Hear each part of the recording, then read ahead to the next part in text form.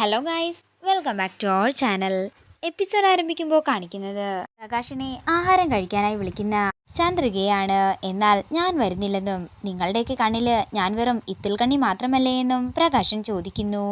മോനെ, ഞാൻ അങ്ങനെയൊന്നും ഉദ്ദേശിച്ചിട്ടില്ലെന്ന് ചന്ദ്രിക പറയുമ്പോൾ ഇന്നത്തെ ആഹാരം കഴിച്ചാലും ഈ പ്രകാശന് അത് ദഹിക്കില്ല, അമ്മ പോകാൻ നോക്കാൻ ദേഷ്യത്തോടെ പ്രകാശൻ പറയുന്നു. തുടർന്ന് ചന്ദ്രിക അവിടുന്ന് പോകുമ്പോൾ സുചിത്ര പറയുകയാണ്, പ്രകാശേട്ടൻ ചെയ്തത് അത്ര നല്ല കാര്യമൊന്നുമല്ല. സ്വന്തം അച്ഛനെയും അമ്മയും വിഷമിപ്പിക്കുന്നതേ ഒട്ടും നല്ലതായ കാര്യമല്ല. ഇത് കേൾക്കുന്ന പ്രകാശൻ ദേഷ്യത്തോട് പറയുകയാണ്, ഒരു ഉപദേശി വന്നിരിക്കുന്നു, വേണമെങ്കിൽ മിണ്ടാതെ മാറിക്കിടന്നുറങ്ങ്, ഇല്ലെങ്കിൽ നിന്റെ ചെകിട്ടത്തിട്ട് ഞാൻ ഒരെണ്ണം തരും. പിന്നീട് കാണിക്കുന്നത് ചന്ദ്രിക മനോജിനെയും ഹരിതയും ആഹാരം കഴിക്കാനായി വിളിക്കാൻ ചെല്ലുന്നതാണ്. അമ്മേ, ഞങ്ങൾക്കുള്ള ആഹാരം ഞാൻ അടുക്കളയിൽ നിന്നും എടുത്തുകൊണ്ട് വെച്ചിട്ടുണ്ട്, അമ്മ പോയി കഴിച്ചോ, ഞങ്ങൾ ഇവിടെ ഇരുന്ന് കഴിച്ചോളാമെന്ന് മനോജ് പറയുമ്പോൾ ചന്ദ്രിക പറയുകയാണ്, എപ്പോഴും നമ്മൾ ഒരുമിച്ചല്ലേ ഇരുന്ന് കഴിക്കാറ്. ഈ വീട്ടിലെ ഇപ്പോഴത്തെ സാഹചര്യത്തിൽ ഒന്നിച്ചിരുന്ന് ഭക്ഷണം കഴിച്ചാലേ അതിറങ്ങില്ലമ്മേ. ഹരിത പറഞ്ഞതാ, ഞാനും അതിനോട് യോജിക്കുന്നുണ്ട്.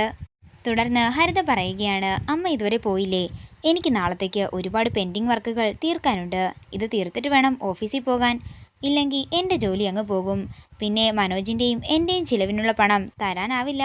അമ്മേ, ഹരിതയുടെ ഓർഡറുണ്ട്, ഇനി മുതൽ ഊണുമേശയിലിരുന്ന് ആഹാരം കഴിക്കണ്ടെന്ന്. അതനുസരിച്ചില്ലെങ്കിൽ എനിക്കുള്ള ആഹാരത്തിൻ്റെ വീതം ഇവൾ കട്ട് ചെയ്താലോ, ഗതികേട് കൊണ്ടാ അമ്മേ, അമ്മ പൊക്കോ. തുടർന്ന് ചന്ദ്രിക പറയുകയാണ്, പ്രായപൂർത്തിയായ മക്കളോട് ചിലവിന് തരണം എന്ന് പറയുന്നത് അത്ര കുറവായ കാര്യമൊന്നുമല്ല, നീയൊക്കെ ഇനി അത് എന്നാണോ മനസ്സിലാക്കുന്നത് എന്ന് പറഞ്ഞുകൊണ്ട് ചന്ദ്രിക മുറിയിൽ നിന്നും പോകുന്നു. പിന്നീട് കാണിക്കുന്നത് വന്ദനയും മറ്റുള്ളവരും ആഹാരം കഴിക്കാനിരിക്കുന്നതാണ്. അച്ചമ്മ ആരെയും കാണാത്തത് കൊണ്ട് തന്നെ എനിക്കും വേണ്ടെന്ന് പറയുന്നു. ഇത് കേൾക്കുന്ന ദിയമോൾ പറയുകയാണ്, വന്ദനാമേ, എനിക്കും വേണ്ട കഴിക്കാൻ. തുടർന്ന് ചന്ദ്രിക പറയുകയാണ്, എന്ത് സന്തോഷത്തോടെയാ എല്ലാവരും ഊണുമേശയ്ക്ക് ചുറ്റുമിരുന്ന് ആഹാരം കഴിച്ചുകൊണ്ടിരുന്നത്, എനിക്ക് അതൊക്കെ ഓർത്തിട്ട് ആകെ വിഷമം വരുന്നുണ്ട്. ഇത് കേൾക്കുന്ന വന്ദന അവിടുന്ന് എഴുന്നേറ്റ് പോകുമ്പോൾ വന്ദനയ്ക്ക് പിന്നാലെ തന്നെ ദിയമോളും പോകുന്നു. ചന്ദ്രികെ, നീ ഇവിടെ നടന്ന കാര്യങ്ങളൊന്നും മാധവനെ അറിയിച്ചില്ലല്ലോ അല്ലേ എന്ന് അച്ചമ്മ ചോദിക്കുന്നു. ഇല്ലെന്ന് ചന്ദ്രിക പറയുമ്പോൾ എൻ്റെ മോനെങ്കിലും സുഖമായിട്ട് ഉറങ്ങട്ടെ എന്ന് അച്ചമ്മ പറയുന്നു. നേരം പുലർച്ചെയാകുന്നു. പിന്നീട് കാണിക്കുന്നത് തൻ്റെ ഓഫീസിലേക്ക് വർഷയെ കൂട്ടിക്കൊണ്ട് പോയിരിക്കുന്ന വിക്രമിനെയാണ്. അങ്ങനെ വർഷ വിസിറ്റേഴ്സിനുള്ള കസേരയിലിരിക്കുമ്പോൾ വർഷയെ പിടിച്ച് MDയുടെ സീറ്റിലിരുത്തുകയാണ് വിക്രം. വർഷേ, ഇനി മുതൽ താൻ ഇവിടെയായി ഇരിക്കേണ്ടത്. അതേസമയം വിക്രമിൻ്റെ 2 സെക്യൂരിറ്റി ഗാർഡുകൾ ഓഫീസിലേക്ക് വരികയാണ്. വർഷേ, താൻ പോയി ഓഫീസൊക്കെ ഒന്ന് കണ്ടിട്ട് വരാൻ പറഞ്ഞ് വിക്രം വർഷയെ പറഞ്ഞയക്കുന്നു. അപ്പോൾ നിങ്ങൾ വന്നതിൻ്റെ അർത്ഥം കാര്യം സക്സസ് ആയെന്നല്ലേ, കുറച്ച് ബലം പ്രയോഗിക്കേണ്ടി വന്നു കാണും അല്ലേ എന്ന് വിക്രം ചോദിക്കുമ്പോൾ അതേ സാറെന്ന് പറഞ്ഞ് നടന്ന കാര്യങ്ങളെല്ലാം അവര് വിക്രമിനോട് പറയുന്നു. തുടർന്ന് വിക്രം അവരുടെ കയ്യിൽ നിന്നും ആ പേപ്പറുകൾ വാങ്ങുകയാണ്. പണ്ട് മുതലേ എനിക്കുള്ളൊരു ശീലമാ, ഞാൻ കൊതിച്ചതും മോഹിച്ചതും ഒരു കാര്യം പിന്നെ നോട്ടമിട്ടാലും അതൊന്നും പിന്നെ ഞാൻ മറ്റാർക്കും വിട്ടുകൊടുക്കില്ല. അതിപ്പോ പൊന്നാണെങ്കിലും പണമാണെങ്കിലും പെണ്ണാണെങ്കിലും അങ്ങനെ തന്നെ. ഇതിപ്പോ അയാളുടെ അപ്പനപ്പൂപ്പന്മാര് വഴി അയാൾക്ക് കിട്ടിയ സ്വത്താണ്, അത് വിൽക്കണോ വാങ്ങണോ എന്നൊക്കെ അയാളുടെ തീരുമാനമാ. പക്ഷേ എനിക്കതിൽ നോട്ടം വീണു പോയില്ലേ എന്ന് പറഞ്ഞ് ചിരിക്കുകയാണ് വിക്രം. അതേസമയം വർഷ ക്യാബിനിലേക്ക് വരുന്നു. വർഷയുടെ കയ്യിലേക്ക് ആ പേപ്പർ കൊടുത്ത് വായിച്ചു നോക്കാനായി വിക്രം പറയുന്നു.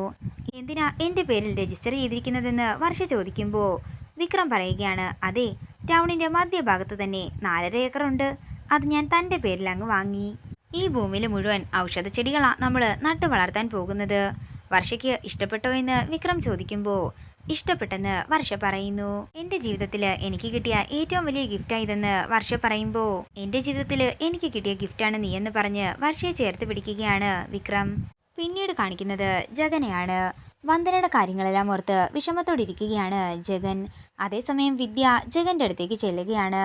എന്താ ജഗ, എന്താ നിന്റെ പ്രശ്നമെന്ന് വിദ്യ ചോദിക്കുമ്പോൾ ഒന്നുമില്ലെന്ന് ജഗൻ പറയുന്നു. വന്ദനയല്ലേ നിന്റെ പ്രശ്നമെന്ന് വിദ്യ ചോദിക്കുമ്പോൾ ഇത് കേട്ട് ഞെട്ടലോടെ നിൽക്കുകയാണ് ജഗൻ. വന്ദനയുടെ കാര്യത്തില് ഞാൻ നിന്നെ സഹായിക്കാം, അതെല്ലാം കഴിഞ്ഞു പോയതല്ലേ എന്ന് ജഗൻ പറയുമ്പോൾ എൻ്റെ ജഗ, നിന്റെ പ്രശ്നം എന്താണെന്ന് ഞാൻ പറഞ്ഞു തരാം. നീ ഉള്ളിൻ്റെ ഉള്ളിൽ കൊണ്ടു നടന്നിരുന്ന നിന്റെ പെണ്ണ് വിവാഹം കഴിഞ്ഞ് ഒരു കുട്ടിയുണ്ടെന്ന് അറിഞ്ഞതല്ലേ നിന്റെ പ്രശ്നം.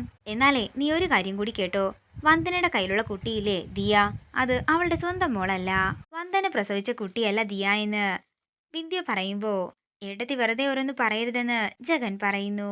വന്ദന എടുത്തു വളർത്തുന്ന കുട്ടിയാണ് ദിയമോള്. പിന്നെ വന്ദന വിവാഹിതയല്ല. വന്ദന വർക്ക് ചെയ്ത ഓഫീസിലെ MD ആയിരുന്നു രാജീവ് മേനോൻ. രാജീവിന്റെ ആദ്യ ഭാര്യ പ്രസവത്തിൽ മരണപ്പെട്ടു. അതിലുള്ള കുട്ടിയാ ദിയമോള്. തുടർന്ന് വന്ദന ദിയെ ഏറ്റെടുത്ത കാര്യവും രാജീവിന്റെയും വന്ദനയുടെയും വിവാഹത്തിന്റെ കാര്യവും എല്ലാം തന്നെ വിദ്യ പറയുമ്പോ ഇത് കേട്ട് സന്തോഷത്തോടെ നിൽക്കുകയാണ് ജഗൻ. ജഗ, നീ ധൈര്യമായിട്ട് മുന്നോട്ട് പൊക്കോ. ഈ വിദ്യടത്തി നിന്റെ ഒപ്പം തന്നെ ഉണ്ടെന്ന് വിദ്യ പറയുമ്പോ സന്തോഷത്തോടെ അകത്തേക്ക് പോവുകയാണ് ജഗൻ. ഇത് കാണുന്ന വിദ്യ പറയുകയാണ്, ഭ്രാന്ത് പിടിച്ച് പ്രണയം തലക്ക് പിടിച്ചുവൻ നടക്കുന്നത് എനിക്ക് കാണണം. പിന്നീട് കാണിക്കുന്നത് ക്ഷേത്രത്തിൽ വന്നിരിക്കുന്ന വന്ദനയെയാണ്. അതേസമയം ജഗനും ക്ഷേത്രത്തിലെത്തുന്നു. ഹർഷയ്ക്ക് വേണ്ടിയും തന്റെ ജോലിക്ക് വേണ്ടിയും വന്ദന പ്രാർത്ഥിക്കുമ്പോ ജഗനും അങ്ങോട്ടേക്ക് വരികയാണ്. എന്താ വന്ദനെ, എന്തോ പ്രശ്നം കാര്യമായിട്ട് അലട്ടുന്നുണ്ടല്ലോ എന്ന് ജഗൻ ചോദിക്കുമ്പോ ദേഷ്യത്തോടെ നോക്കുകയാണ് വന്ദന. പെട്ടെന്ന് വന്ദന താഴേക്ക് വീഴാൻ പോകുമ്പോ വന്ദനയെ താങ്ങി പിടിക്കുകയാണ് ജഗൻ. ഇതോടുകൂടി ഇന്നത്തെ എപ്പിസോഡ് ഇവിടെ തീരുകയാണ്. വീഡിയോ ഇഷ്ടമായെങ്കിൽ മറക്കാതെ ലൈക്ക് ചെയ്യുക, ഷെയർ ചെയ്യുക, കമന്റ് ചെയ്യുക. കൂടുതൽ സീരിയൽ അപ്ഡേറ്റ്സിനായി മറക്കാതെ സബ്സ്ക്രൈബ് ചെയ്യുക.